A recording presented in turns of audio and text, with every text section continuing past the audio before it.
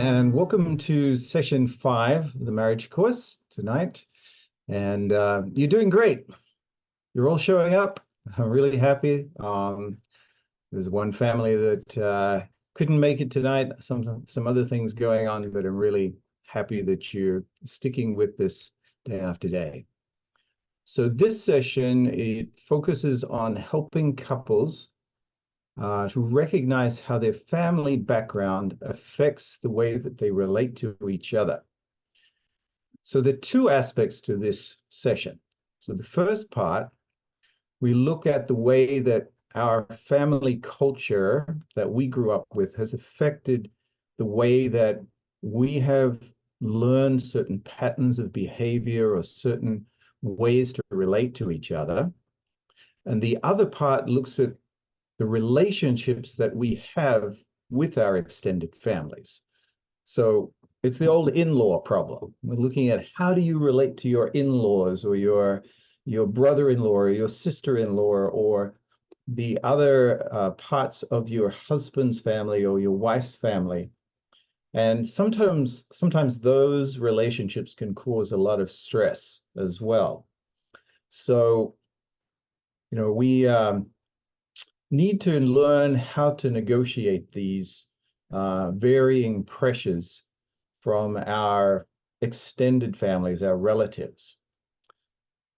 So one thing I wanted to point out with our generation, the older generation, often grew up with broken families. So, there are many of my peers grew up in families where there was a lot of struggle going on in the family. Often there was divorce and families split up, and there was sometimes abuse in those families. And some of you may have had those experiences as well. And as you're going through this session today, you may find that this brings up a lot of painful memories. So be patient with yourself, be patient with your spouse as you're talking about these things and as you're working through these discussions together. Fortunately for my wife and I, we actually had very good families. As I think I said already, I had never seen my parents argue or raise their voices at each other as I was growing up. And they were together for 65 years until my father passed away, actually the day before his 65th wedding anniversary. So he almost made it to 65 years, but I thought, that was pretty good.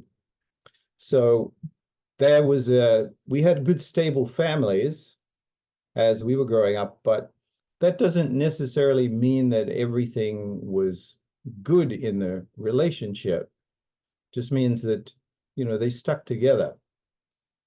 So we were raised in very different cultures as well. So my family, my mother was the boss in the family, and she controlled the finances. She was the organizer and the disciplinarian in the family. And my father and my mother had an arrangement where, they made a deal so that if one of us kids misbehaved, then she was not allowed to say, "You wait till your father gets home," because that would have made the father the bad guy in the family all the time and left the kids feeling afraid. So she would always take on the job of punishing us directly herself. But that was not the way it was in my wife's family. So we had different ways of approaching discipline and of, playing bad cop, good cop in the family. So these are things that any couple has to kind of negotiate as they're going through their marriage together. And especially, I think in the younger years when you're starting to raise children together, there can be a lot of differences of opinion on how it should be done. So, I brought these concepts into my marriage, and my wife brought other concepts into it, the marriage, and we had to negotiate and figure out how to resolve those issues as we were growing up or as we were building our family together.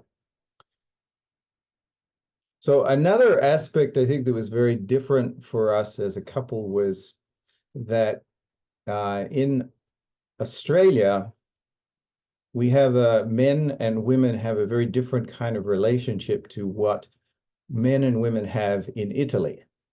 So in Italy, women are really treated like princesses, and there's a kind of very respected, and they're really, I think, taken care of within the family. But in Australia, women were treated more as friends and mates and buddies. And so that was kind of a point of contention. So when we were married in the beginning, um, I would you know treat my wife that way, and she would be very offended by that because she thought I was being very rude and very inconsiderate of her. Like um, kind of in a way it was playing, but she didn't interpret it that way. So those cultural differences is something that you have to adjust to, even if you're born in the same country, even if you're part of the same kind of standard or level of society. Still, people have different ways of treating each other depending on the backgrounds that they have. So I think if Daniela was here today and she's in Italy, then she would say something like, when well, she got to know me in the beginning, uh, she had a lot of concern about the relationship that I had with my own parents because, in some respects, I had distanced myself from them. And she set out to kind of create a bridge between my mother and me and the rest of my family, and to kind of bring us back together again. And I really appreciated that she did that because I found out, there were unresolved things in the relationship that we had. And especially, she would write to my parents, every month. And this was in the time before, the internet or email. And even, to make a phone call was very expensive. So, but every month she would write to my parents and to my mother, and my mother would write back to her. And she continued doing that for, I don't know, 5 or 6 years or more. And that really helped actually break down barriers between me and my mother as well, because she really felt that uh, I needed to be able to have that relationship with my own parents. Otherwise, it was going to affect the relationship that we had as a couple as well. And it's true. So over time, I really overcame a lot of that resentment, and I learned how to see through relating to my wife as a mother, and I could relate to my own mother better as well. So at this point, I think we'll turn on the video and get into that, and we'll touch base again at the end of the program.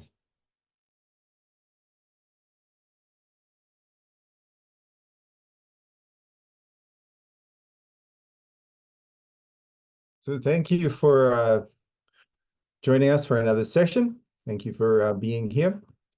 Um, I was just thinking about this as I was listening to it. First of all, how applicable this session is for Daniela and I at the moment, with Daniela in Italy taking care of her own mother and her own family, and me over here, and I am taking care of my kids, but also I'm reaching out to my family in Australia as well, as my father recently passed away, and my mother is really needing some additional care and love as well. So, as reflecting about that, I realized that actually our marriages stand in a way as the kind of the mediator between the past and the future, between our ancestors and our parents who came before us, and then what we pass on to our own children and eventually to our grandchildren and future generations. And in the blessing ceremony, I think we're very conscious of this, that we stand in the position to restore what's happened in the past. So we don't need to carry through the sins of the past into future generations. So our marriages are supposed to be, like a beacon of hope and light in a world that is filled with pain and mistrust. And as long as we continue to work towards creating those deeper levels of love and unity within our couple and our family, then we can continue to grow and to pass that on to the future. So the blessing is not just for ourselves. It's the foundation upon which we're actually transforming this world that we live in. As we can overcome our own difficulties and our own struggles in our relationship as a couple, then we can open the way for our children and for others who come after us to actually have an easier path. And I know that's really been true in the relationship that, Daniela and I have had, that many of the challenges that we faced that we thought were, insurmountable and really difficult, actually, now when we talk to other couples about it, we can pass on the benefit of our experience to them as well.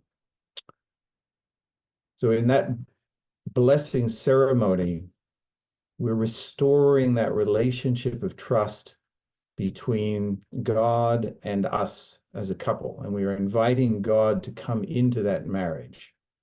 So through the holy wine, your past is erased and you kind of start again in a new beginning. And all that hurt and all the pain of the past from past generations can be erased. We don't need to blame our parents anymore. I ended up like such a mess because of the way my parents treated me or whatever, or the way my grandparents were. We can actually start again and take responsibility for who we are as a couple and start to transform our relationship as a husband and wife so that we become untainted by that original sin of the past. And so we can look at each other with new, fresh eyes, almost like we're seeing each other for the first time. So take a moment and look in your spouse's eyes and see the goodness and the love and the beauty that God has created in your spouse. Thank you very much, everybody, for joining tonight. And I hope you have a great week and you can plan some time for doing your continuing conversation and digging deeper into your relationship as a couple.